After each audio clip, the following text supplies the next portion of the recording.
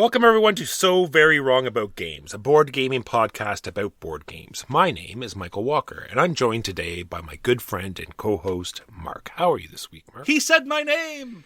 The convention draws ever closer. It advances a day every day. It's weird that way. And proving my parents wrong, they always told me I was too unconventional. Nice. There is one ticket available for Congrès So Very Wrong About Games, Fun Times, Good Vibes, Only Trans Rights, a Human Rights Board Game Jamboree. And we're looking forward to seeing everybody. It's coming up real quick, just in 10 days from now.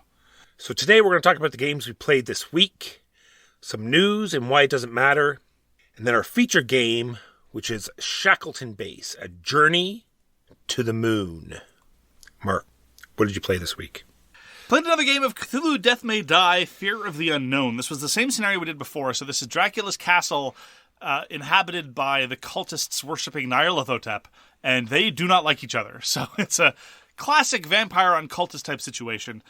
Now, the vampires aren't necessarily what you'd call cute and cuddly, but they're more inclined to help you than they are the cultists, because, you know, if you're a Dracula, you want to live a long life. You don't necessarily want the universe to be devoured by some great old one. Plus, you like the quiet. You know, you're doing internal rest. Okay. And these cultists come in, and they start doing... with their tambourines and their tom-toms. Yeah, it's a whole thing. And their beer kegs, holding keggers. Sure. Yeah. It's a whole thing. This time we really got to lean into some of the unique special abilities that the various adventurers have. Because the way it works in Cthulhu Death May Die, it's a co-op. It looks like a standard dice fest, but you're not actually spending a whole lot of time checking dice. There's a little bit of dice checking, but it's more about advancing the special victory conditions through each custom scenario. And the scenario adds a considerable amount of variety to what's going on. Like, as I said, this one happened to be in Dracula's castle, so there's an entirely new exploration deck. There's an entirely new half of the bad guy deck is determined by the scenario, the other half being the great old one. And on top of that, there's the asymmetry offered by the investigators. And in particular, Huey's investigator had this ability to drop barricades between various elements of the map tiles. And initially, this was just standard barricade stuff. But he spent most of his time upgrading that ability. And by the end of it, number one, we were all dropping barricades. And number two, we could walk through our own barricades. And number three, enemies would take damage as they tried to get past them. It was really cool. On top of that, I was playing Harry Houdini, who could just swap positions with any figure within range 3. It's like, ha-ha! It was me all along, M. Night Shyamalan. And that was really cool. I was mostly serving a utility function of getting people where they needed to go. So I'd be in a place that was relatively safe, and another person would need to get to an objective space, but they were around the corner and 17 enemies. And they're like, well, I could move to you, but I'm like, no problem. And we would just swap places. Worked out really well. We almost won. It was one of those great close-to-the-wire finishes. I find that in Cthulhu Death May Die, somebody either dies relatively early when you haven't made much progress, or it goes down to the wire. And in this particular case, we needed to do about 6 more damage to the Great Old One, and we ran out of time. We'd effectively spent too many turns advancing the scenario conditions to make the Great Old One vulnerable. Great time was had by all. Always love finding the new stuff. There's an endless amount of new stuff to be had. I have the first, effectively, 4 seasons of content. They were released in blocks of 2, which is, say, the first two Kickstarters worth of stuff, which is an endless mountain. As I said before, I narrowly dodged a bullet by not pledging for the 3rd Kickstarter, and who knows when or how that's ever going to be fulfilled. But Cthulhu Death May Die remains my favorite of the co-op Mountains of Plastic kind of genre, because it does some interesting things structurally, and it knows how stupid it is. People underestimate the virtue of knowing how stupid they are. Don't overinterpret the meaningful eye contact I'm making with you, Walker. That'd almost be hurtful if it was from anybody else but you. So this is by Rob Daviau, Eric Lang, and Marco Portugal. Worked on the later versions, published by CMON. Cthulhu Death May Die. Now, in Death May Die, normally what happens, Mark, is you pass the giant... and I mean giant stack of characters around. And people usually leaf through and pick one that looks cool. Now, because you're playing the same scenario twice, were people looking for skills that would help them in this particular mission? Oh, you mean like specifically making strategic choices? Yes. So as to advance? No. I was wondering. No. So we failed the first time with the 2 Louis and myself. And the two Louis and myself just took the same characters again. Okay. Partially because we were kind of enthusiastic about them anyway. Now, granted, the special abilities of specifically the two Louis were a little bit tricky to trigger, but they very much liked them as characters. And I stayed with Houdini because I both liked him as a character and because I found his special ability very, very useful. And Huey was playing with this character for the first time. It's weird. Like, graphically, she's like a young woman with a cricket bat, but her specialty is in making all these barricades. So she basically makes fortifications. So it was a little bit of a head fake. You look at the picture and you look at the miniature and someone you figure they might have brawling or they might have toughness or something of that nature. I don't know necessarily how you would graphically represent somebody with that, but maybe something with more of an engineerish vibe. I don't know. At any rate, we were very pleased not only with just the effect that Huey's character had on the game, but just seeing the kind of effects that they were willing to experiment with character-specific abilities. It was very cool. So I don't regret taking the same character over again, and I was very pleased to see Huey added to the mix. I got Dune Imperium Uprising to the table again. This is designed by Paul Dennen and put out by Direwolf, and it's sort of like the next iteration of Dune Imperium. They add some stuff. Some of the conflict cards are different. There's new spies that you can put out. There's a bunch of different changes, extra modules you can do as well. And good times were had by all. 2 new players to it. They both very much enjoyed it. But it happened in 2 of my battles, Mark, where I had twice the strength in combat, and then the intrigue cards came out, and I lost both fights to 2 different people. Nice. Now, people are going to say, well, Mike, you should just have intrigue cards of your own. Mike, you should have intrigue cards of your own. Or, Mike, you should look and see that they have intrigue cards. Mike, you should look and see that they have intrigue cards. But nonetheless, I can see how that would always rubs me the wrong way. And this is what I immediately said to Huey. I said, there are people that enjoy this kind of thing, this sort of take that or surprise, look what I had card mechanism. And this is just a game that does that. There are tons of games that don't. This game does. And that's for them. I still enjoy playing. It is a game it's a worker placement game based on the Dune franchise. You play a card and place a worker at the same time. The card symbol must match the place that you're putting the worker. And there's all sorts of interesting things about having spice, having the right reputation, getting victory points. There's a lot to like about it. Intrigue cards sometimes are a pain in the butt. Here's a question, and this is just about personal preference. Because I think it seems fair to say, in the abstract, that it is often, not necessarily always, a virtue to have the possibility of someone with the weaker strength coming out on top in the context of a contest, or whether it's economic or conflict-based or what have you. Would you have preferred, personally, being on the losing end of that fight if, just picking one example, dice had been the reason why you lost? If I knew dice were always going to be rolled, then that would be fine. Really? Interesting.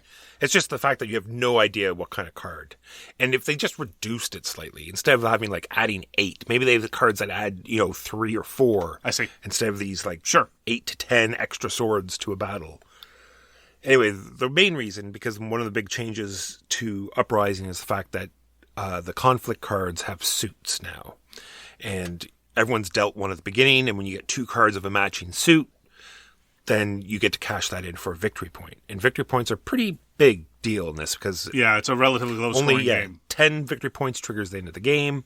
And on 4 players, you already start at 1 or 2 anyway. So long story short, I gave up a lot of the battles, and I just waited for the cards that I wanted. I said, okay, I'm just going to save my troops and go in big on those ones. And I did, and it just didn't pay off. So and you lose all the troops that you commit. So all of those turns, the fights being pretty high stakes, yeah. All of those turns of building up those troops and taking actions to get them out into the fight, all wasted due to the intrigue cards. Yeah, there's a certain dynamic, and I'm not defending the way it's particularly instantiated in Dune Imperium Uprising. I still haven't played. I keep meaning to, because it's pretty popular, and I really didn't like Dune Imperium, but I'm curious. I like to see systems iterate even when I don't like them. If they come out with a 4th, 5th, 6th edition of A Study in Emerald, I'll play it. Curious to see how it changes, but. It reminds me a little bit of your description of the battles, a little bit of the vibe of Senji, right? Because in Senji, you have to get your ducks in a row or accept the fact that the fight could admit of wild swings of fate. There are things that you can do, resources you can acquire, specifically diplomacy cards in the context of Senji, to hedge your bets, to make accommodation for how the dice come up. And sometimes, with new players especially, they might say, oh, well, you just won because you won that fight because you rolled well. It's like, no, I didn't care about the roll because I had done my prep work. It's the same thing with Beowulf the Legend. It's like, oh, you won because you won all your risks. It's like, no, I won because I could take all the risks, because I'd set myself up that I was okay dealing with the downsides. That kind of dynamic, if properly calibrated, I very much appreciate it. If not properly calibrated, the values are off, if the valuations are off, if the resources are off, it can just be frustrating and arbitrary. But yeah, there's also another intrigue card is if you get X number of victory points from the ones that you purchase. I don't know if you've played. If you spend a bunch of money, you can just buy victory points. Yes. And one of the intrigue cards is if you bought the most victory points, then you get even more victory points. So you randomly just happen to draw that card off, and that's the way you were getting victory points. And that's how they did it? I'd heard that they introduced that element in Uprising, because I believe that in the base game, purchasing those victory cards was not a good idea. It wasn't costed properly. But trying to make it more relevant by virtue of a random intrigue card doesn't seem ideal. Well, no, they had in the base game as well, because I immediately went upstairs and played the PC Steam version? Yeah. and they had the exact same card. I'm just like, man. Oh, all right. And you just happen to draw this one into a way that you just happen to be playing, and you happen to get more victory points. Because it's on top of that, right? Because someone hits 10, that will end the game, and then everyone plays their even more intrigue cards that have all the end game conditions. Like you might. Oh, that's just particularly calibrated to annoy a Mr. Michael Walker. So you hate that stuff. Yeah. So even though you were the first to get to 10, guess what? That I don't mind. Like again, like there being a trigger for the end of the game being potentially independent from who wins doesn't bother me in the slightest. No, but just the fact that it's such a small threshold, right? It's 10. Yeah. And, anyway. That is Dune, Imperium, Uprising. Suffice to say, the game puts you in a bad mood. No, because how much everyone else was enjoying it, I don't mind. All right, fair enough. I finally got to play Innovation Ultimate. This is the 4th edition of Innovation, and there's been a lot of design and development work going on. Full disclosure, this was published by my friend Chris Chudyk. He also did a lot of the development work, designed by Chudyk, published this year after some successful crowdfunding. I have played every edition of Innovation now, and every time it's one of those things where I'm not going to assert that the game is perfect, but I'm completely floored at the quality of the development work. One of the things that happened in Innovation Ultimate, this new 4th edition, is instead of this being a civilization tableau building card game that goes up to 10 ages, it now goes up to 11 ages. But very frequently, the game would end in the middle of age 5, 6, maybe. And so I thought, 11th age, how often is that going to be relevant? Well, it wasn't immediately apparent how it would become relevant in our play, but in the one play that I've now played, a 4th edition, it came into play, because what happens is there's this new keyword called junk, which basically just means remove out of the game. Not permanently, there are things that can bring them back. But there are a whole bunch of technologies and innovations that effectively junk entire ages. So it's like, get rid of the 5 deck. It's like, okay, we're going now.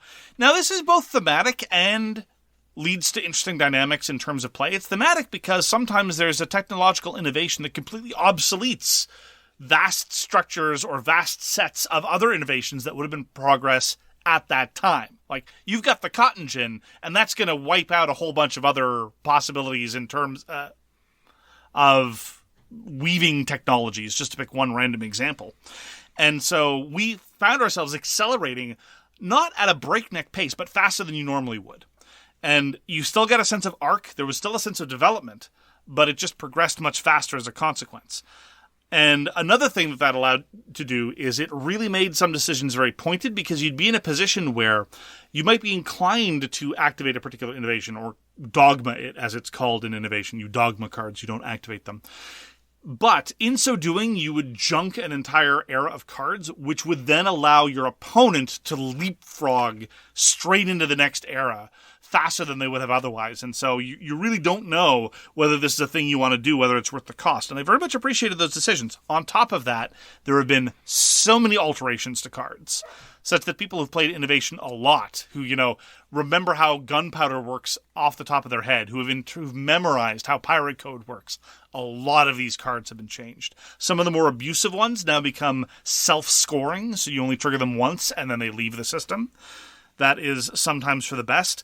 Innovation remains, though, at its core, a very chaotic, very opportunistic game where you have to remain flexible, seize your opportunities when they present themselves, and internalize that there are different ways to get to various victory conditions, or even just various ways to get to the same victory condition. And that's the style of game that can completely go off the rails, but if done very, very well, I very much enjoyed. I thought that Innovation Ultimate, as instantiated in the 4th edition, is definitely the best version of Innovation by far. It's not enough that I would necessarily say to everybody with Innovation 3rd edition that you should junk your copy and go get the 4th, but I will say this. One of the things that's been done several times over the course of the republication of Innovation has been an attempt to make the expansions more easily integratable. Part of the problem was that the first expansion Innovation, called Echoes, is arguably the most complicated of all the expansions. So they kept introducing other expansions, but some of them were simple, but relied on some of the mechanical complexity of Echoes, so you can involve them without involving Echoes, but by involving them, you necessarily blew up the range of keywords to the point where it was very, very involved.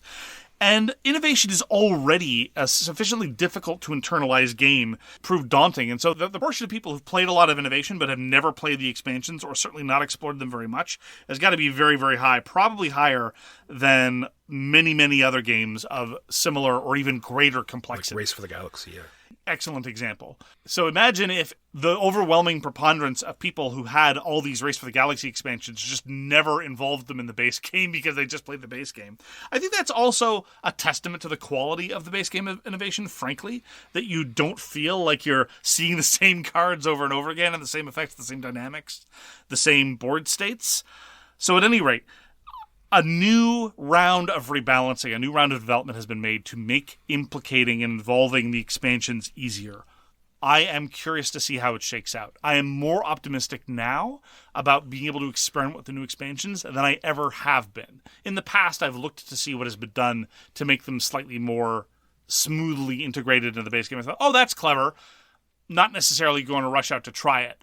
But now I'm actually very curious. And on top of that, Innovation Ultimate has introduced another expansion that is explicitly the simplest. And so there's finally a very explicit sort of, oh, you want to try something new? Start with this one. Instead of being forced in many cases to start with Echoes, which is just a really, really bad way to start with the expansions.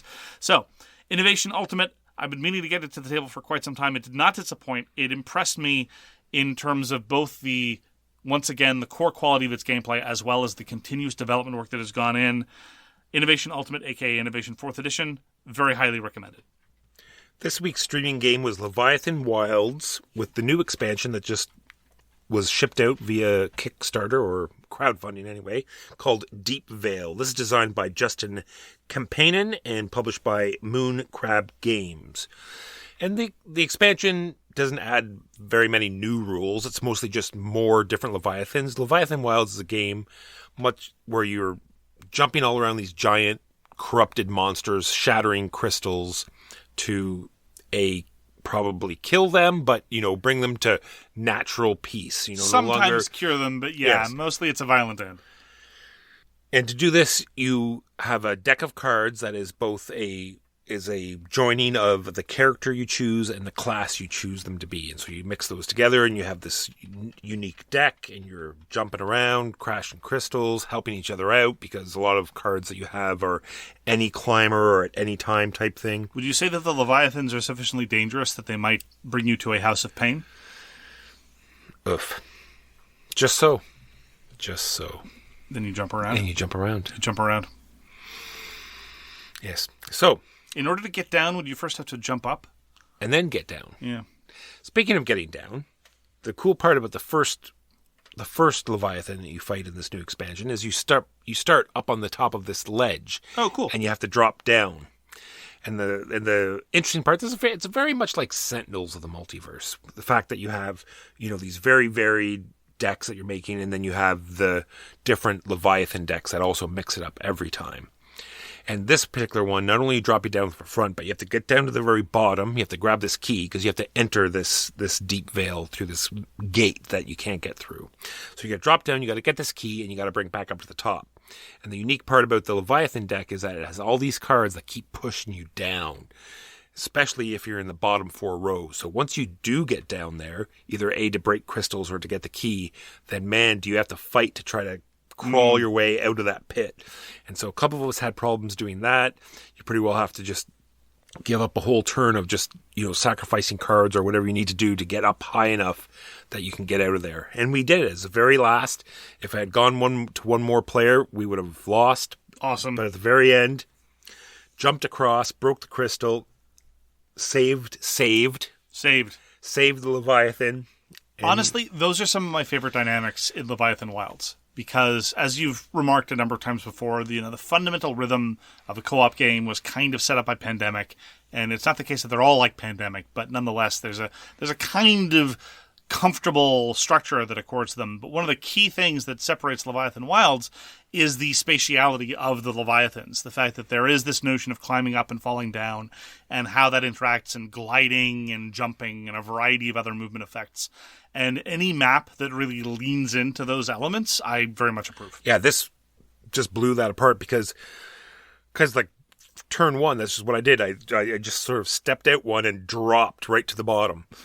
Right? Took 1 point of damage, but then I was there getting the key, and there's a lot more gliding in this one because like we said, we started at the top. So, gliding, there's a lot more gliding being done, a lot more dropping. Anyway, Leviathan Wilds, definitely check it out if you haven't played it yet. It's a great cooperative game, and there's new expansion now. Got to play Line of Fire Burnt Moon. This is a review copy we got from the publisher. This is by Trevor Benjamin and David Thompson, they of Undaunted. So this is very much kind of Undaunted, the Lane Battler card game sort of deal. It is very evocative of Undaunted. Structurally, in terms of the rules, it is very similar to Undaunted. But in terms of play experience, it is very different from Undaunted. And as I commented before, I like seeing systems iterate. That's one of the reasons why I like the Undaunted series so much, because they keep doing interesting things with the core Undaunted formula. North Africa introduced vehicles in a very interesting way. Battle of Britain is very, very different from the core Undaunted formula, while nonetheless using the core card system. And now we've got Line of Fire. So the way Line of Fire works is everything is cards, but the cards are also units. And instead of being deployed onto some sort of hex grid or something that's effectively a hex grid, in case depending in which Undaunted game you're playing, you deploy them to one of 5 lanes. And to take control of something, you just need to have more presence in that particular lane. There are some non-units that provide presence, but mostly it's just number of units. The key thing that I found the most counterintuitive, but enjoyed grappling with, was precisely that dynamic that units are cards now, because before in Undaunted, you use cards just to activate chits that are on the board. But now that they're all cards, if you've only got one card in your deck, that is effectively useless, because you can't get it to the table and then activate it because you need another card in which to activate it. So basically everything needs to work at a minimum of 2, and then you can activate it once every time you go through your deck. So the deck building choices were different now. The exception is, this is true of units, but then on top of units, they're all robots, they're being deployed to IO, it's too inhospitable for humans. You also get to get human cards that do special effects that are not correlated to units present on the board. For example, there is a human card that just does damage to a unit of your choice. No attack roll needed, no calculation of strength required. But your opponent has an identical card, and when you play that card, instead of just doing a damage, you can cause them to get rid of that card that does 1 damage. So there's this weird calculation about, do you want to get that card first? If you do get the card first, are you going to be able to use it before your opponent strips it from you, because they might counter draft the same card?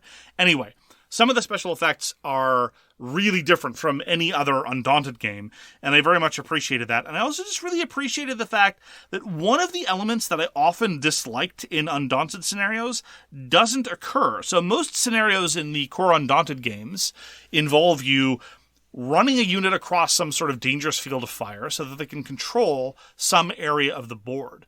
But now there's no run-up period. It is often interesting and a challenging gameplay experience to try to determine how to move out your units. But by the same token, sometimes it's just, well, I need to expose them to fire for a couple of rounds. That's just how it's going to be. But now, because you're just deploying them to a lane, it feels like the risks are more evenly distributed because you don't have to worry about them just being sitting in no man's land for a little while and getting shot at. Now, functionally, in terms of the tempo, you still have all the quality stuff from Undaunted. It still has the same excellent initiative system that I think is peerless in any other board game. It still has a lot of the interesting elements of units being able to do different kinds of actions depending on what you need them to do. Now there are interesting support units. Like, for example, there are these artillery robots that buff the attack value of everything else that happens to be in the same lane. There are defensive robots that increase the defense value. So I really appreciate the changes to the system. There are now no dice. It's all strictly determinative when launching an attack. Obviously, because it's a deck builder, there's still going to be lots and lots of randomness about when you draw cards and how, but you don't have to worry about rolling a d10 in order to try to inflict damage. I'm very, very big on Line of Fire. I think it does a really good job of a little bit of streamlining, but also opening up the design space of Undaunted while presenting it in a smaller package. This takes place in the same universe as Undaunted 2200, that being Callisto, but as I say, a complete redevelopment of the core mechanisms. My understanding is that Trevor Benjamin and David Thompson have plans on using this system in other theaters, and so I look forward to seeing what happens there too. So both decks are very similar, and you're both drafting from the same pool? You're not drafting from the same pool. It is very similar to the Undaunted games in that there is not a whole lot of force asymmetry, and you each have your own supplies from which you will be getting cards. So have you played Convoy from Portal? I have. And so do you see any similarities at all? Well, they both have lane battler elements. Other than that, Gotcha. not really. Okay. I mean, it depends on how much you want to lean on the lane battling elements. In terms of the fundamental card dynamics, I don't see a whole heck of a lot of similarity. But it has been a while since I played Convoy. So that's Line of Fire Burnt Moon by Trevor Benjamin and David Thompson, put up by Osprey Games this year. I'm looking forward to more plays, and I'm looking forward to more in the system. If you enjoyed Undaunted, I highly recommend it. If you have not tried Undaunted yet, I definitely think that you can do no wrong with either Line of Fire or the Undaunted games. Got to play Rumble Nation again. This is designed by Yogi Shinichi and put out by Hobby Japan. And I'm enjoying every playing of this game. And I'm looking forward to using it as a filler when everyone knows the rules. I can see that it drags out a little bit long if you're introducing new people, because it almost seems like an actual full game because they're trying to grasp why they're doing certain things. But when everyone understands the basic, you know what, you're going to be putting out troops, it's going to resolve itself, and then the game will be over. Once everyone gets on board with that, I think you can get through a game much more quickly, and I just think it will play much better. So Rumble Nation, you're rolling dice. You get to re-roll if you want. You use like sort of can't stop, sort of you're manipulating these dice in a way you want them to be. Either, you know, X number of troops in 7, or you use these 2 dice instead and you're putting X number of troops in 3. You know, you just manipulate the dice you want. And then once everyone's put all of their troops out, you start at Territory 2 and move through 12, and there's this very interesting sort of reinforcement rule. So if you win the territory, you get to move 2 troops into every adjacent territory where you at least have presence. And so this interesting puzzle of figuring out which territories are very important to have troops in, and thinking you're going to win that, and then just trying to get troops around it. So, you know, winning that key territory is useful in any way. You have to at least get some troops around there as well. There's also cards that you get to play instead of putting out troops, and then there's also a sort of expansion where you have samurai as well. Anyway, enjoying Rumble Nation. Glad I have it. Also on Board Game Arena. I get to play a glorious trio of dexterity games. It was marvelous. Played Iron Forest, Junkart, and Crash Octopus. That is what you call a good day. The trifecta. So we've talked about all these games before on the show. Iron Forest is by Brian Gomez, put up by Brain Games. It is a pseudo kind of redevelopment of Ice Cool, which is also a game series that I highly recommended. The pieces are marvelous in that they allow for very, very accessible trick shots. Most of the time, to get trick shots in some of these games, it requires play after play after play after play. This is one of those cases where sometimes you lay things out. It's like, look, here's a thing that you can do without too much difficulty. They're like, well, not like that. No, I mean, like, okay, let me try again. Let me say, no, normally it works better. Trust me. Normally, just yesterday I did it. Do the thing. This time it was like, so I can't do it all the time, but you can do a hook shot. Say for example, I wanted to go through this door and then I wanted to bank right. I flicked the piece. It did exactly what I said it was going to do. And so instant credibility. That was great. Another thing about Iron Forest, which we always say, is trust the launcher. You got to trust the launcher. Trust the launcher. And this was really cool because in this particular scenario, it's a scenario-based game, which definitely adds to the setup. The setup in Iron Forest is no joke. But the green team, which starts out on the bottom half of the board, it's a multi-layer board. There are these rocket boosters that hold up the top part of the board. The bottom team basically wants to get their pieces in rooms alone with no enemy factions, and then they get to just drop out a little marker to indicate that they're advancing their victory condition. They can also leave behind elements that prevent their opponents from pursuing their victory conditions in the form of little dice that can be eliminated by running into them. What the other team wants to do is they want to do a launch action from a room with no opponents. So basically we're all jockeying for territory, like trying to eliminate units so that they wouldn't be blocking our ability to pursue things. And the other team needed to go high and then go low and go high and go low. And you just got to trust the launcher. I emphasize it so much because it's an indication of the quality of Iron Forest. So often, whether it's crossbows and catapults, whether it's any number of other dexterity games or even non-dexterity games, there's a physical gimmick that mostly works once you get used to it. But in Iron Forest, the launchers are darn near perfect. Set them to maximum extension, and they will get you to the top level. You're not going to overshoot. You're only going to undershoot if you don't trust the launcher. And there's still room to aim it well. Like, for example, my teammate in Iron Forest, because it's a team-based game, when using the launcher, every time they did it, they hit an opponent unit that was on the top level. They were like an assassin. It was marvelous.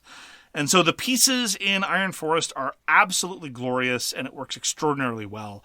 Iron Forest is a brilliant, very, very hobbyist dexterity game. A little bit of a shame about the setup, and a little bit of shame about the somewhat restricted player count. Because it's a team game, you probably want to play with 2 or 4. 3 or 5 isn't probably going to work. But for 3 or 5, you could play Junkart or Crash Octopus. So there you go. Which you did. Which I did. I also played Crash Octopus and Junkart. Played Crash Octopus with the house rule that every time you lose a piece of treasure, you get at some point later on in the game, you get a free bonus move, which I enjoy because it's a little bit of a consolation and also makes the game a little more dynamic. Because otherwise, when playing Crash Octopus, you pretty much spend your entire time flicking treasure towards your boat rather than moving your boat around. And I find that if you're moving your boat around a little bit more, it makes Crash Octopus a lot more tactical, and I appreciate that element. So far, I have to say, I think my house rule is an improvement. I'm also always very nervous about this because I don't like trying to fix games, especially when I like the base game so much, and I don't want to presume that I can make these things better. I don't know. So far, I'm appreciating the house rule. I have yet to see any serious problems with it. I'm going to keep trying it. And Junkart, in many ways, I think is the definitive stacking game because of the quality of the pieces and the fact that every time you play it, you get 3 different scoring conditions. Some of them are real-time, some of them are semi-cooperative, some of them are drafting. It's great. How pieces interact with each other and yet don't interact with each other at the same time. Well put. So that is a trifecta of excellent hobby dexterity games. Iron Forest, Crash Octopus, and Junkart. Highly recommended in all cases. Oh, I love dexterity games so much, Walker. How can I hate sports so much and yet love dexterity games so much? It's weird. But here we are. Lastly, from me, I played a new game from Ludus Magnus Studios called The Breach. This is from the same company that gave us Black Rose Wars, and I feel like in an overall light sort of comparison, it feels a little bit like Black Rose Wars. You're moving around different rooms. Each room has a special ability. It is a, PvP. You're trying to tag each other. But in this one, there are NPCs out there that will kill you. Yeah, the theme of the game is that you're hacking into a network trying to steal secrets. And here there are enemy figures representing ice. So it's basically exactly like Netrunner. Yeah, and I think the theme really comes through because, like, when you try to do some sort of programming type virus thing, that alerts them and they send something to stop you. And so these manifestations of security show up in your room. So I would encourage all the Netrunner fans, just think we're talking about Netrunner. Oh, just Netrunner the game, yes. Netrunner, yeah. Netrunner the board game. And I enjoyed a lot of it. Like we talked about, everything you get to do on your turn is interesting. It has this very interesting sort of action mechanism where you're moving these cubes around all the different actions you can do. And if there's more cubes there of the right color, it's more powerful. And sometimes you have to spend actions to move cubes around. And you have to get this deck of cards that is only for your character. And you're trying to put these viruses around on the board because you have to surround pieces of information with viruses that allows you to pick it up. And you have a little scoring card. You need a certain combination of different colored program pieces. All of that is interesting. It's just, it feels as though on your turn you're not doing anything. Either you're recovering from taking damage, or you're manipulating your cubes into an arrangement that will help you do something, or you're being bogged down by NPCs that stop you from doing what you actually want, or the map has revealed itself in a way that you can't get to where you need to go. That sounds like a lot of negative things, but overall I feel the game is very good. We played it at 4. I feel that it might move a little quicker and have better flow at 3 or 2. It has this interesting tagging system where you attack the other players. You could knock them right out, but as long as you do a little bit of damage, you put a tag on them. And when they do get knocked out, you get to copy a piece of their information, which will help you get towards your end goal. So that part is interesting. Lots to like about it. Looking forward to trying it again. To be perfectly clear, we didn't finish our game. It looked like what was going to happen was odds were excellent that the game itself was going to win. Odds are that's probably what was going to happen, because one of the most interesting aspects of the breach is how the enemy AI evolves. The system naturally gets stronger, the enemies get more potent, they get more dangerous, and eventually a guardian spawns who's kind of the boss and operates under their own routine. In this particular case, what the boss did was goes around and squashes your spawn points. And once there are no more spawn points, the game is over and the system is won. There's no way into the system anymore. And that was all cool. That was thematic. The system works somewhat cleanly. It's a little bit of parsing of icons and understanding priorities. Standard problems more endemic in co-op games where there's an enemy AI. But nonetheless, all of that was good. And the threat ramped up very precipitously, if anything, too quickly. Sometimes in games of this ilk, the enemies just fail to generate any teeth, and so you feel like you're just spending a lot of time pushing pieces around for no result. Here, at least, that wasn't that problem. The ice is deadly, it does pursue you, it is a real threat, and it is something you have to overcome.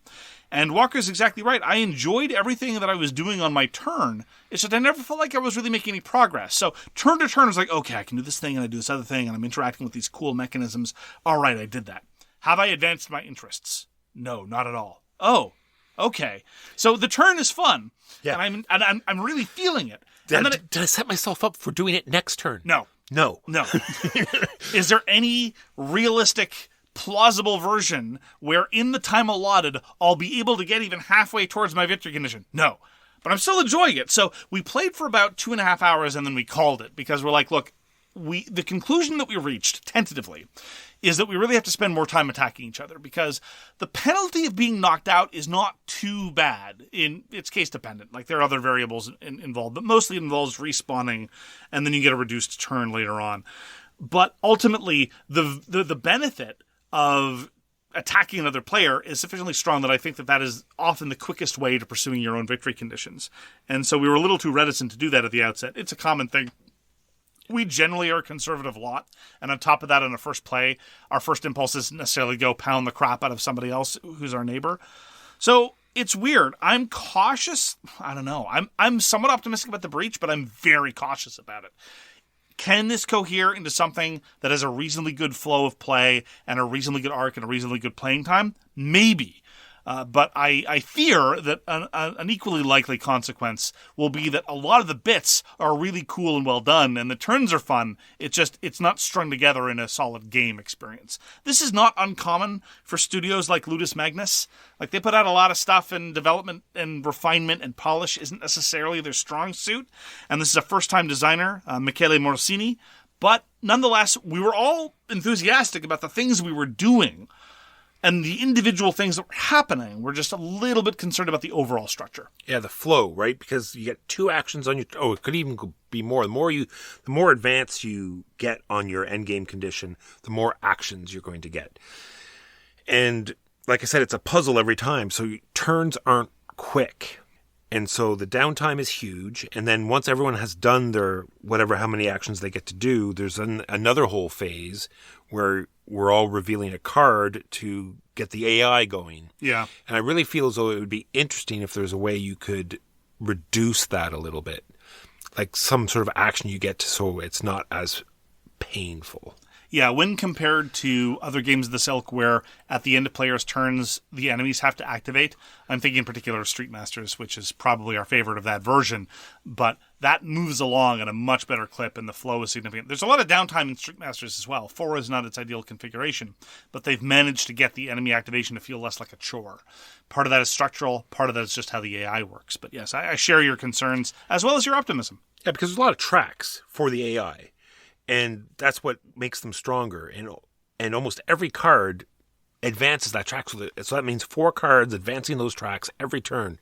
And like you said, it ramped up so quickly that there's nothing we could do. Yeah, in theory, the cards are calibrated to the number of players. And so one hopes that the design impetus was to try to make sure that the AI advances at a roughly comparable pace regardless of player count. But the AI ramped up very quickly, and I wonder if more aggressive attacks against each other would have made our victory conditions progress at a comparably faster pace, but I don't know. And that's the breach. That is the breach. Finally, for me, I played another game of A Gentle Rain. This is the solo tile-laying game by Kevin Wilson, published by Incredible Dream Studios. It encourages you to adopt a sort of quiet, contemplative, relaxing pose. It's a cozy game, Mark. I'm sure they would want to apply that buzzword. Here's the thing, though. I'll repeat what I said. Abstract puzzles that make me want to count symbols and try to evaluate whether a particular tile has been exhausted from the inventory is not exactly the vibe that I would associate with a cozy, relaxing experience. So I don't know if I'm just not in the proper mindset or what have you, or if it's just ad copy. Like I said before when I talked about it for the first time, when playing a game, I like to meet it on its own terms. And so if the opening paragraph of setup says, make sure you're comfortably seated, stand up, stretch out your shoulders, try to get into it. It's like, okay, I'll play along. And, I tried to meet it halfway. But again, it's a spatial puzzle. It's a solo tile-laying game where sometimes in order to make the proper play, I feel like asking myself, is this tile remaining in the inventory? Which makes me want to do a thorough, exhaustive count of all the tiles that have already been played, which is not a huge number, but looking through a dozen tiles and saying, okay, has the tile with clockwise from the top, white, purple, yellow, and orange, yet been flipped? This one, no. Because that is what you need to know in order to make the optimal decision, or at least even approaching the optimal decision about where to place tiles. It's not especially tedious, but as I say, it just really runs counter to the vibe. And so, consequently, I know that I'm playing suboptimally because I refuse to do those things. I'm just going to flip tiles and see what's what and try to set myself up for a probabilistic success, but at the end of the day, maybe I was doomed to failure and I should have really taken that into account by doing that painful counting. Anyway, it's fine. It's an okay solo puzzle. Well, maybe have your surface, there, and then make a spreadsheet. You're not selling it. You're really not selling it. But yeah, that's the thing. Like in order to guarantee the highest probability of success, that is exactly what you'd have to do. And it really runs counter to the whole vibe that it's trying to sell, which makes me feel uncharitable towards it as being some sort of crass marketing copy instead of a genuine attempt to evoke a mood. I don't know. That's probably unfair, but that's where I am. As a gameplay experience as a solo puzzle, it is small. It's a tiny little box. You can play it on a relatively small surface. It requires next to zero setup, and so it's got a lot going for it in that sense, and it's a solid 10 to 15 minutes. It's hard to go too wrong on that. But as I say, the marketing copy now is starting to grate on me. So that's A Gentle Rain by Kevin Wilson, published by Incredible Dream Studios, 2024. Those are the games we played last week. Now a quick break to pay some bills. This episode is brought to you by ExpressVPN. I know people who spend over $100 on streaming services every month, but with ExpressVPN, you can cut back to just Netflix and get a massive amount of content. Netflix hides stuff from you based on your location, but ExpressVPN can let you access content region-locked in over 100 different countries. For example, The Shawshank Redemption is available in neither the US nor Canada, but with ExpressVPN you can say bonjour or konnichiwa to the servers that carry it. My American friends can pretend to be Canadian and enjoy Downton Abbey, which they normally can't on account of some revolution or something. I've tried other VPNs, and ExpressVPN is my favorite. It's incredibly easy to use, lightweight, super fast, and it works on all my devices. I have way too many. With just the click of a button, I can swap back and forth to or from any region's content. So be smart. Stop paying full price for streaming services and only getting access to a fraction of their content.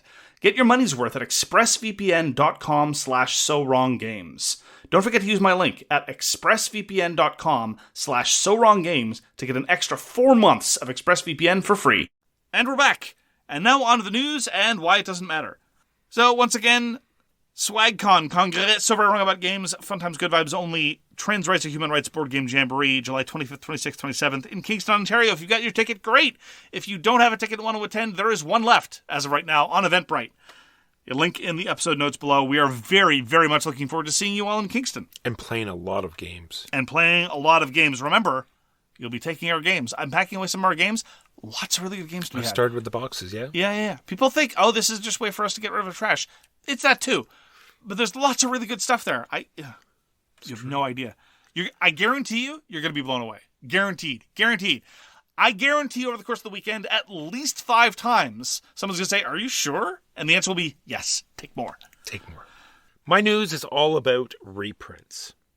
I've been talking about Pitch Car. I played it once long ago and want to play more. They're reprinting Pitch Car. It will be available again, but not Expansion 7. Not Expansion 7. Expansion 6, yes. Expansion 8, absolutely. Expansion 7, no luck. No bueno. And that is the Loop expansion. So they even said that they're going to have like a bundle deal. Yeah. That will be, I'm sure, about $5 probably.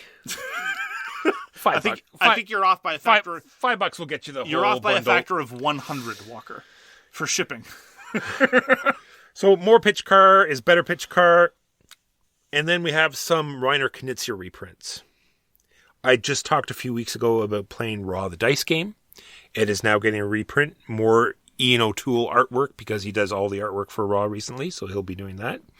And then a Reiner Knizia game that I have not played before. I'm interested to know if you have played it, Mark. I have. It's called Rhinelander. Now, the board, I looked at some pictures just to see, it's like, have I played this before? When I see a picture, it's like, yeah, okay, I remember this.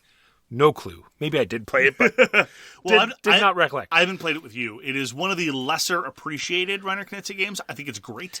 Now, at a glance, I got Rumble Nation vibes. Anything to do with that whatsoever? No. Okay. Well, you know what I mean? There was like numbers, and it looked like you were putting out troops on these numbers. Yeah, there's numbers, and you put things out. They're all the same. I didn't say they were. But I just mean I had this Mage vibe. Knight. There are numbers in Mage Knight. Okay. You put things out. It's basically Mage Knight. Just so. Rhinelander is frequently, and I think with some degree of accuracy, compared to a very, very, very, very, very distant cousin of Tigris and Euphrates. It's got kind of a similar vibe in that. There's a river. Sure, there's a river.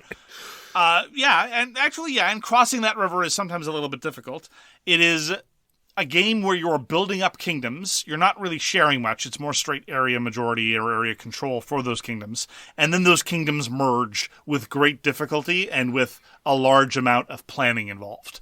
And so when I say with great difficulty, I just mean that there are frequently these fraught borders or like pseudo-demilitarized zones and the dynamic is not entirely unlike that of Tigris and Euphrates, where you have 2 large kingdoms, and they're probably going to come to blows. You just don't know when, and it's a matter of time. Rhinelander's got kind of sort of the similar vibe. I played the turn of the century face-to-face version, which had these gloriously armored horses that made them look like magical unicorn slugs. Because, they had these weird like horns on them, and they had these like weird little plastic extensions that kind of made them look like they had slug eyes, so we just called them unicorn slugs. Nice. Yeah, I'm very pleased that Rhinelander will be coming back into print. I look forward to it failing to meet its audience yet again. I think it's an underappreciated Reiner Knizia title. I'm glad that 25th Century Games is bringing them back. That's what I was going to ask you, whether you're excited about it or not. I'm glad you are. Good stuff. So 2 reprints, and there's like some mumblings about a surprise 3rd game that will be added to this grouping, so who knows what will that be? It is a testament to Reiner Knizia as a one-man franchise that he is just constantly being like, oh, this, no one has the rights to this, no one's got the rights to that, he's always on the move. You got to respect the hustle. It's true. A reprint from me, there's going to be a new edition of Junk Art. I'm very glad that it's coming back into print.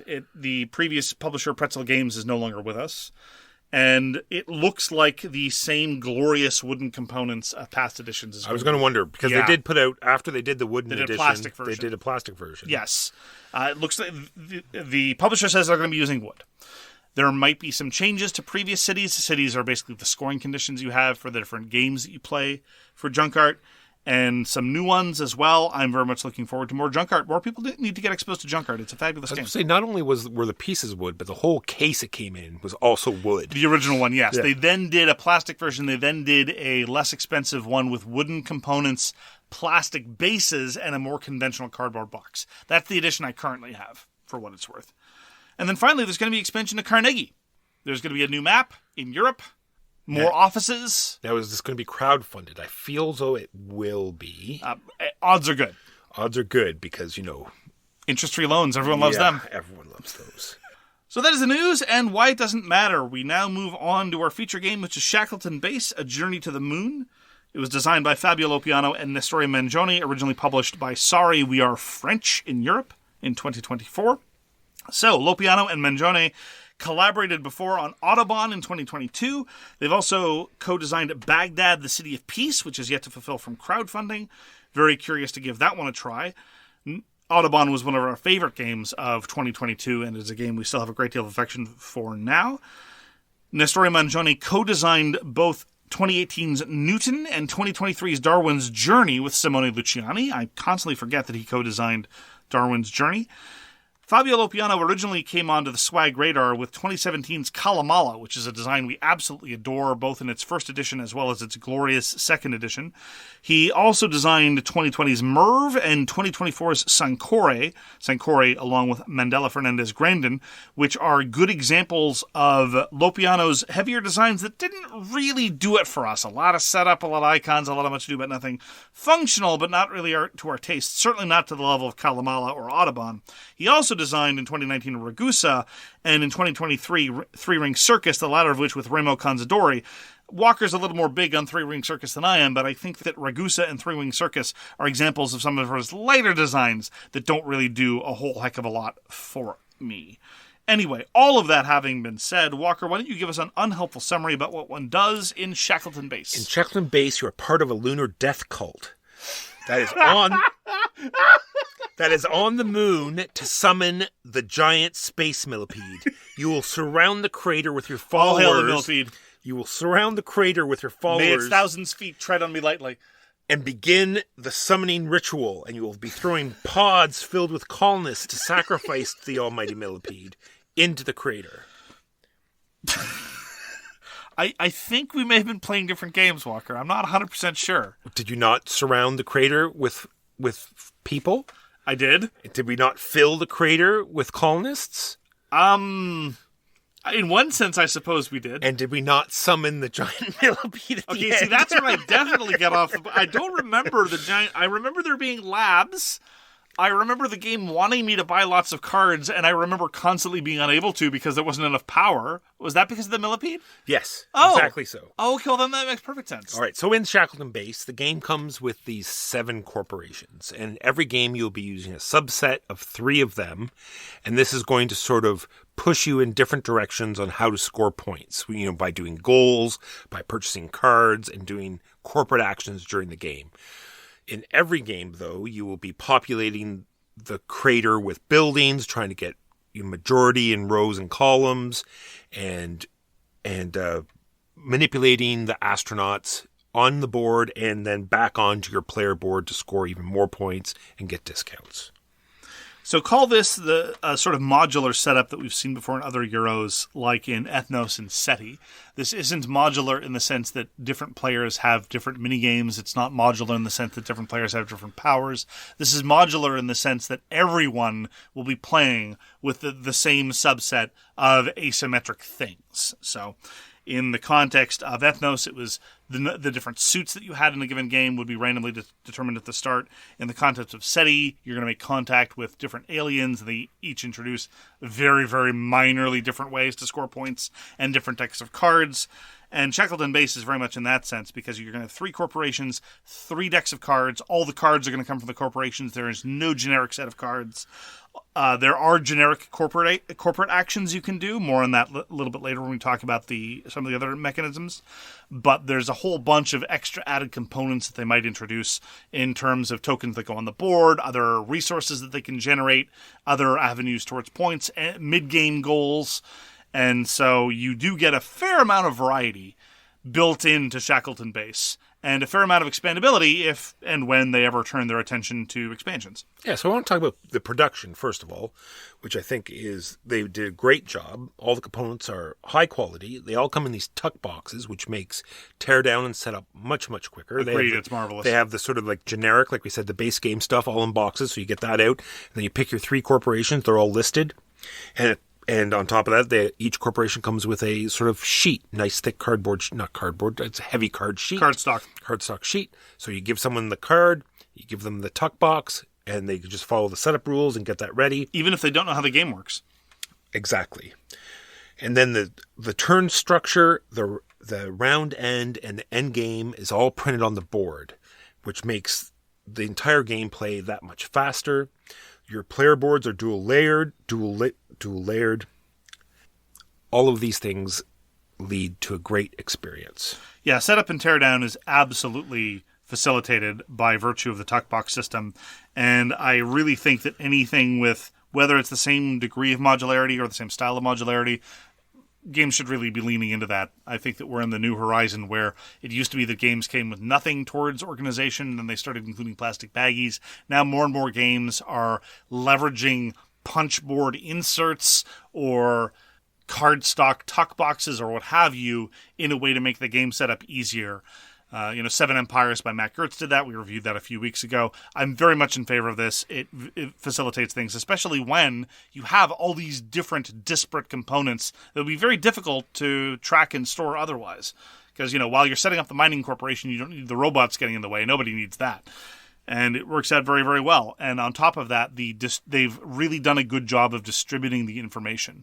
The fact that the corporation setup information is all distributed in the corporation reference sheets was exactly the right call. 9 times out of 10, I never want the information to be spread out amongst multiple documents.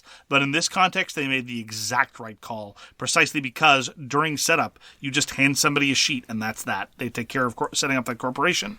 All the information they need is there. Even during the game, all the cards are listed on the back. And also during the end of the round phase, there's some corporations have a maintenance that's on there as well. So you just quickly go through and do what you need to do. Yeah. At no point was I ever uncertain, even 10 minutes into my first game, was I ever uncertain about where to look to find the information that I needed with respect to how a card worked, with respect to how a token worked, about how an end game goal worked. The iconography is not particularly burdened by a complex set of interactions, but suffice to say they've done a very, very conscientious job of how to present the information. Speaking of iconography, because there's a game called Series by Artipia Games that did the same sort of thing. They had these in Shackleton Base. There's sort of 3 main categories of actions, and they have this giant picture for each of the 3 sort of sections where you're going to do stuff, and that just makes the iconography that much easier. So if you get a bonus something, it'll just have a picture of that. And then you'll know exactly what you get to do, what type of action you're going to be able to do. Series did the same sort of thing. It was all sort of under these umbrellas, which just made the game flow that much easier. Yeah, at its core, you're going to be doing 18 actions over a course of a game of Shackleton Base. And there are 3 colors of astronaut. And there are effectively 3 different actions you can take, more or less. And one of those actions is just, I'm not going to be taking an action, give me $3, and send an astronaut to my home board and do nothing. And a corporation action. And a corporation action. I just want to say, we'll talk about it later. Because it's sure, pretty good. Okay, corporate, sure, and a corporation action. And you do get to experience a fair degree of variety nonetheless in terms of doing various things. It's just the core action selection is just very straightforward. Spend a worker, do a thing. Sometimes you get a slight benny from spending a worker of the right color, but you never really feel all that hamstrung, even if you made the wrong call as to what grouping of astronauts you ended up with. So it's very seldom the case. Usually you might be short on resources, you might be short on availability of something else you need to get done, but seldom is it the case that you look down at your workers and say, I can't do anything with these guys. So it's a very, very simple, straightforward action selection mechanism. No weird combinatorics of dice placement or worker placement or anything like that. So let's talk about the corporation actions, because there are a whole bunch of different ways you can get them. They kind of fall from the sky. There is an action you can do with your worker to just take 3 corporation actions. Failing that, they just get generated kind of by accident in a lot of different ways. And this is actually where I think some of the focus could have been tightened a little bit. So what are your thoughts on the corporation actions? I think it's a great part of the puzzle to figure out how to get them and how to use them effectively. Because a lot of them are tied to the reputation track. There's a track along the side of the board, and the higher you are in this track, the more variable corporate actions you can take. And then, like Mark said, because they're called corporate actions, guess what? They have to do with the corporation boards. And each one has a core thing that interacts with its board in a certain way. So, like I said, trying to figure out the puzzle of how to incorporate these at the right time, because there's sometimes a little bit of a race to get to the goals and or some of the recipe fulfillment corporations to get those before the other players. So trying to get those before everyone else, sometimes it's important. So there's, broadly speaking, 2 categories of corporate action. There's a corporate action that actually interacts with a corporation, and then there's a corporate action which is kind of, I'll just take something from the reputation track. There's a kind of prestige reputation track that you get on the side. One of the corporate action that you get access to at the start of the game is get to reputation. I was a little disappointed that the uniqueness of the corporations was kind of diluted by the prevalence and utility of the corporate actions associated with the track. Let me give you an example. So we'll probably talk about how the fundamental board presence works in terms of activating various hexes on the board. But one of the things you can do is you can jockey for positioning, try to make sure you can do it on your own terms, and send an astronaut to activate some hexes on the board that might give you some resources. Alternatively, you could generate a whole bunch of corporate actions and just funnel those into the reputation track corporate actions and just get some resources that way. And it's a little less interesting, it's a little less cool, and the corporate actions that are actually corporate actions are really neat. It's like, I want to get a new building for my robot, or I want to send a building to Mars, or I wish to build a farm, or what have you. But those rely not so much on the scarcity of corporate actions, which there tend to be a number of ways to get them, but they rely on a hard bottleneck of how often you've been able to get the corporation-specific resources. I'm not suggesting that you should have been able to get the corporation-specific resources through a corporate action, but the thing is, there's such an asymmetry, there's such an imbalance between how many corporate actions you get and how many of the corporate actions are the genuinely interesting corporate actions that I feel a little bit disappointed. I would have liked the balance to be shoved a little bit further along. Maybe if the corporation-specific resources were disgorged at a slightly higher rate, and then I'd be spending more time interacting with the cool corporations rather than just banging a track for another piece of metal.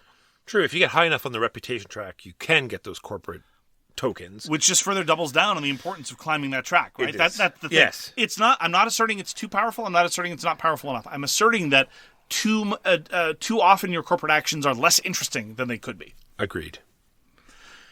So Mark said earlier that there's no asymmetry, but you do get these agency leader tiles that give you just a minor different... I didn't say there was no asymmetry. I was just saying that the corporate actions are... The different corporations are cut above your standard garden variety asymmetry, which Shackleton base also has. Don't you dare misquote me. I'm saying... And you were comparing them... Don't you dare. To those other games that have severe asymmetry. I can tell you're thinking of daring. This one has very similar... And we didn't do... We can insert this at the beginning. We didn't do our mistake. I misinterpreted a game that we talked about last week when I read the rule book. We played Planet PETA, and sometimes when there's later games like that, I assume in my head that I know how they're to be played. Yeah, I agree with you. It's often harder with later games. And then I scan the rule book just to confirm that's the way it is. And Mark doesn't agree, but there is a way to scan this particular part of the rule book where it might, on a quick glance, confirm that you can flick the disc on either side. and that is not what you can do. When you flick discs in Planet PETA, you must flick them face up, and then after you flick them, as long as the bad guy is not in that sector, you may turn them face down. This has been your unrelated space game digression. Sorry, I realized that because we got to keep things. I was going to wait until we played Planet PETA again as an right. editorial note, but that's fine. That's fine. So the agent leaders are based on different countries, and they give you sort of they're double-sided, so it mixes up even further, and they give you some sort of minor advancement during the game that you will forget about and never use. I wish that my boy Maxim played more to my playstyle, but I confess that Lena Johansson from the European Union was very much to my taste, because she allows you to get a free corporate action just by paying a little bit of money when you're activating the board. So let's talk about the board, because I made some comments about the board that caused a fair degree of spielkiss, and I don't understand why. My comments about the board, the shared board, the crater where apparently we're worshipping some giant millipede, although this is news to me. There is room in each hex for maximum 3 buildings. A triple building, a double building, and a single building. Just there's a number of domes that every building has. And you can only ever have 1 building of yours in a given hex. When the board gets activated for one of your workers, basically every hex that worker is facing will activate and disgorge something depending on what color worker you sent to go out there. There I find the color of worker matters far, far more than the color of worker anywhere else. It's far more consequential. In part because I talked before about how difficult it often is to get these corporation-specific resources. That's pretty much the best way to get corporation-specific resources. Send a blue worker to go activate a row of hexes on the board. Okay. If you are present in the hex, you activate it for free. If you're not present in the hex, you have to pay some small amount of money to somebody else. When I initially was presented with how this works, I thought that there was going to be protracted periods throughout the game of jockeying for or protecting your position in terms of maintaining your majority and or your presence in various hexes on the board. There is a period of jockeying. It tends to be very, very brief and very determinative. Because if you are focusing on contesting, say, a 4-hex row, the building restrictions are such that I can look and see and say, oh, okay, well, if I build this one building here, there is no way for anyone for the rest of the game to take this row from me in terms of majority, because Walker has already put his big building out somewhere else, the massive 6 building that can go wherever it wants so long as the hex is empty. Huey, meanwhile, has built a single building in 2 of the hexes, so he can't build anything else there. And the other hex is full. There we go. The row is locked down. This is not a thing that happens near the end of the game. This is not counting the 2 Mars expansion either. This is also not counting the presence of farms, which will gum up spaces in the hexes and you can use defensively to guarantee a row. Now, this isn't even a major criticism. There is more player interaction on the shared board of Shackleton base than there is in many, many, many other Euros of comparable weight. I was just hoping that this was going to be an evolving area majority contest instead of a thing that you can easily calculate out in round 1 and be done with, right? For one particular row. I agree with you. Row by row, but you don't need more than 1 row very often because every row can be activated from 2 ends. Yes. And at the end of a round, any worker that went to activate a row, that worker gets to go live with whoever has the majority of buildings in that row. Now, I'll just stress from the outset, it often makes sense to go activate a row where you don't and never will have majority, because it's not a huge opportunity cost, especially if you're getting in the astronauts you need elsewhere. It's very easy to take in more astronauts than you can house. It's worth emphasizing. It's just that I thought it was going to be a constant fight and a competition, and it turns out that the resources over which you are fighting are sufficiently plentiful you don't have to, and the geography of the board is sufficiently easily locked down that it's an easy calculation and can be done relatively trivially in early stages of the game. So, is it there and does it introduce competition? Yes, but not as much as I would have liked, ideally. Yeah, I do believe it's different every time, though. But this latest game we played, I thought it was very interesting, the fact that the one before that, we all built our big building. And then once again, in this most recent one, none of us built our big building. True. You and I did fight over that 1 row a little bit. You eventually, like you said, locked it down early. In round 1. In round 1. But then in round 2, didn't even get to use it. That is true. You're right. So, I think that does incentivize building up more than just the one row. In this particular game, it was very odd, the lack of building. Like that one row was completely built up, and then we just sort of stopped. There was a building here and there, but everything pretty well happened in that one row, which was different than all the other games we played. You're right. It's true. The competition over the shared space evolves differently from game to game. As I say, I just wish there were more of it, and I wish that it evolved more dynamically over the course of all 3 rounds. So you've got 6 workers every round. Yeah, I just want to get back to that, just so people sort of have a feel of how it works. At the very beginning, we're all going to be drafting these shuttles, and there'll be a mix of what workers you're going to get. It'll be like either 2 yellow, 2 red, and 2 blue, or there'll be some mix with some money and resources mixed in. So you draft them, and you try to pick the one that you think you need the particular colors for. Because like Mark said, the ones you place on the rim of the Shackleton crater are the ones where the color is most important.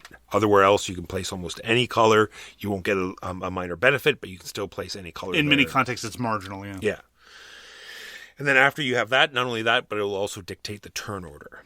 Then you get into the action phase where you're going to be playing these astronauts into the different, action areas, doing what it says. And then there's a maintenance phase where you're going to have to pay an amount of money, which is sometimes not trivial. It's based on how many buildings you've put out and how high you are on the reputation track. And for every credit that you can't pay, you're going to be moving down on that reputation track. Yeah, the maintenance costs are no joke. I think it's pretty well calibrated. I mean, overall, I like almost everything about Shackleton Base. It's extraordinarily well done.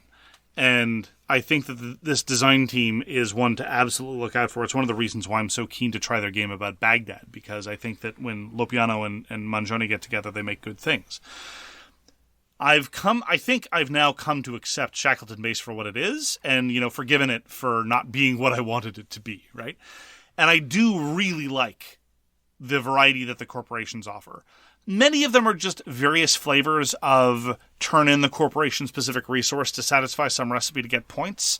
But if you introduce at least one of the genuinely interesting corporations, I think that is enough to justify the overall structure. Like the Mars Corporation so far is my favorite, because with the Mars Corporation, what you do is you spend the corporation-specific resource to literally take a building from the board and send it to Mars for potentially huge point bonanzas if you get your ducks in a row. So there's the interesting challenge of doing that. There's the interesting timing issue of how do I want to benefit from my building being on the Shackleton crater? How do I want to benefit from my building being in Mars, etc.? And that dynamic, I think, really leans into something. And it can also open up some tension about, potentially, doesn't always shake out, but potentially over more competition over the main board. And again, in context, I'm willing to accept the fact that Shackleton Base has more player interaction than a lot of its peers. Just part of me imagines there's a version with yet more.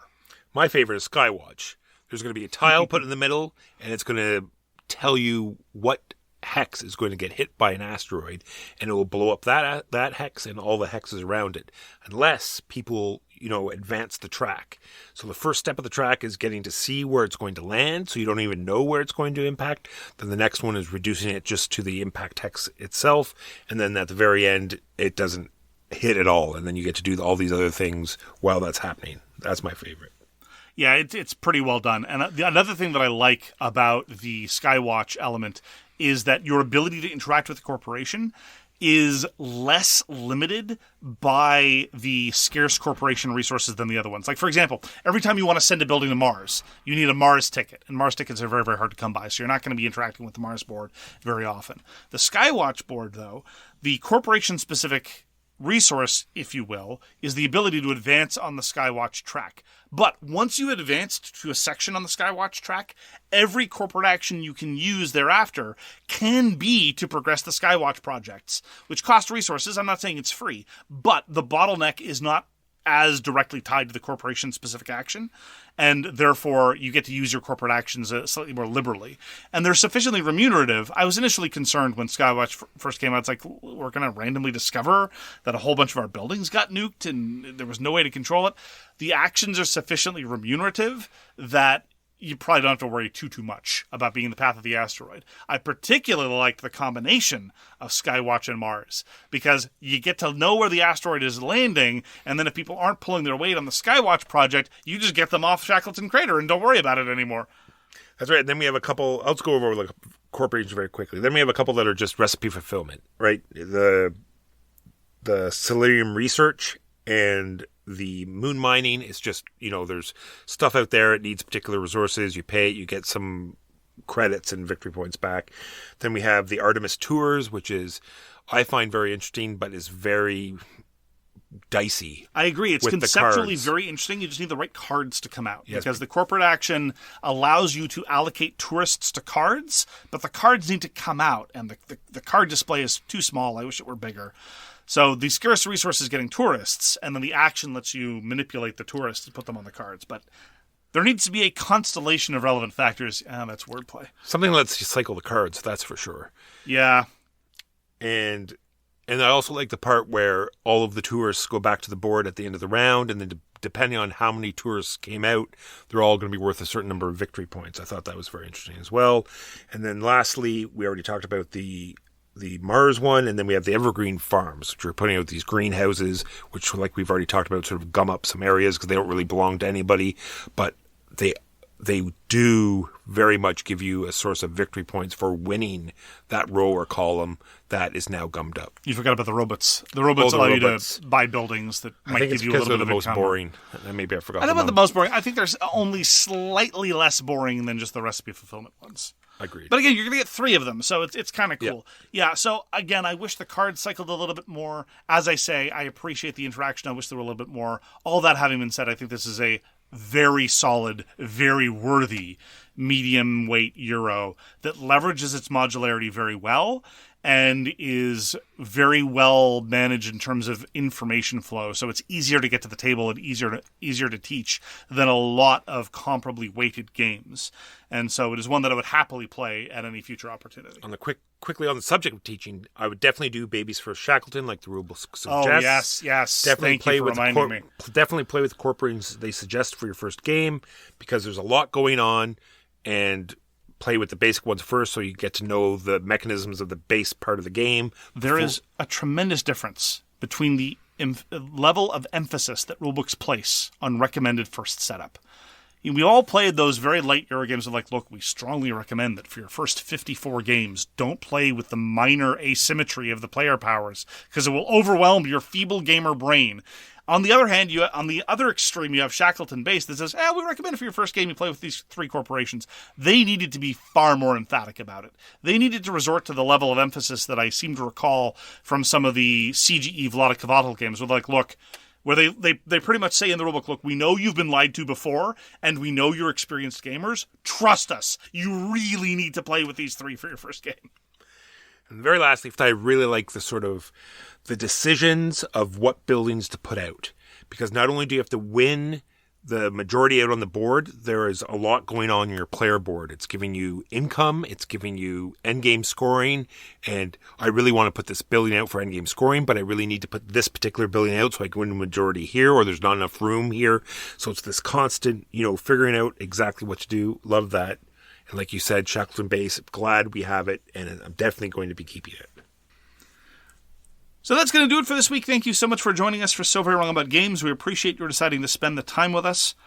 If you'd like to find out more information, you can find all the relevant details on SoWrongGames.com. We hope to see you again soon. Take care of yourselves, take care of your hobby, and thank you, Rules Explainer. Peace!